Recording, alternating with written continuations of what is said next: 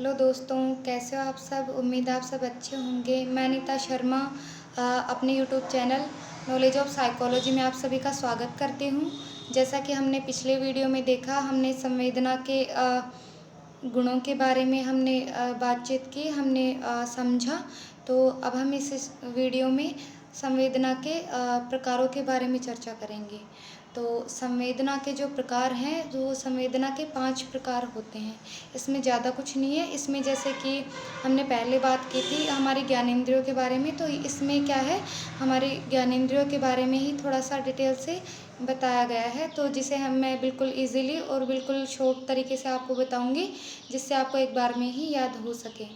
तो उसमें हम जो संवेदना के प्रकारों में जो पहला प्रकार आता है वो है दृश्य संवेदना।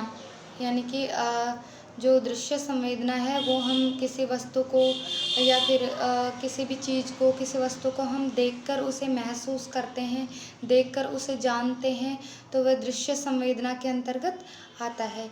जैसे कि हम किसी वस्तु को देखते हैं, जैसे कि कोई जिसे हम देखते हैं, जैसे पेन है, बुक है, कोई फ्लावर है, कोई पेंटिंग है, तो उसे देखकर जो हमारे मस्तिष्क में जो प्रोसेस होती हैं, जिनके द्वारा जो प्रतिक्रियाएं होती हैं, तो उनसे हमें यह ज्ञात होता है कि वो पेंटिंग है, पेन है, फ्लावर है या फिर बुक्स हैं। तो यही क्या है, दृश्य संवेदना है। जिसका अब संवेदना का जो दूसरा प्रकार है वो है स्पर्श संवेदना। तो स्पर्श संवेदना में जैसे कि हमारे त्वचा पर कोई भी चीज़ जैसे टच होती है, स्पर्श होती है, तो हमारे सेंसरी जो न्यूरॉन्स होते हैं वह तंत्रिका तंत्र के द्वारा, नर्वस सिस्टम के द्वारा हमारे मस्तिष्क को सूचना भेजते हैं। और जैसे कि हमें जब उस स्पर्श का अनुभव होता है या हम उस स्पर्श को महसूस करते हैं, तो वह स्पर्श संवेदना के अंतर्गत आता है। जैसे कि हमें किसी जैसे कि हम किसी वस्तु को स्पर्श करते हैं, यानी कि जिससे हमें ये पता चलता है कि यह वस्तु कठोर है, नरम है, यह वस्तु गर्म है या ठंडी है। तो जैसे कि एक एग्जांपल के थ्रू हम समझेंगे, जैसे कि कोई गर्म पानी है, तो उसके अंदर यदि आप हाथ डालते हो गर्म पानी में, तो वो मतलब जैसे ही आपके जो सेंसरी न्यूरॉन्स हैं, आपके जो आपने उसे स्पर्श किया, वैसे ही आपको पता चला कि ये, आपको ज्ञात हुआ कि ये गर्म पानी है, और झट से आप अपना हाथ हटा लेते हैं। तो इससे क्या है, हमें वो महसूस हुआ, उसे ही हम स्पर्श संवेदन कह सकते हैं। तो इसमें जो तीसरा प्रकार है वो है श्रव्य संवेदना।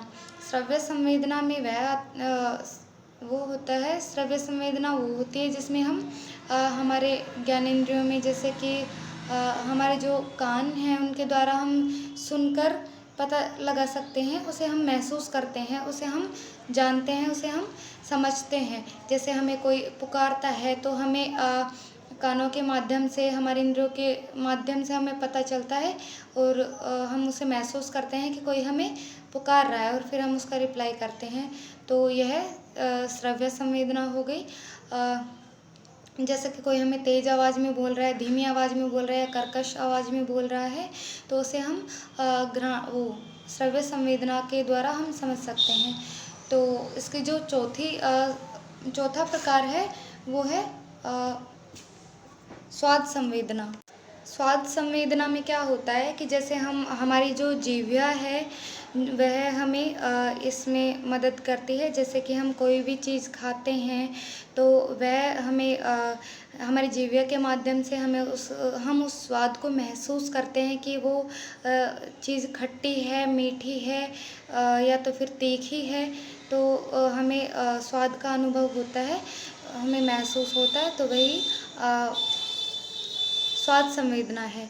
तो इसका जो अंतिम प्रकार है संवेदना का वो है घ्राण संवेदना। घ्राण संवेदना वो होती है जो हम हमारे जो नासिक हैं, मतलब नाक है, नाक के द्वारा हम किसी भी चीज़ को किसी भी गंध को हम सूंघकर उसे पता लगाते हैं कि ये सुगंध है या दुर्गंध है, उसको हम घ्राण संवेदना कहते हैं। तो दोस्तों, इसी के साथ हमारा संवेदना का टॉपिक समाप्त होता है। जय हिंद, जय भारत। अगले टॉपिक पर हम बात करेंगे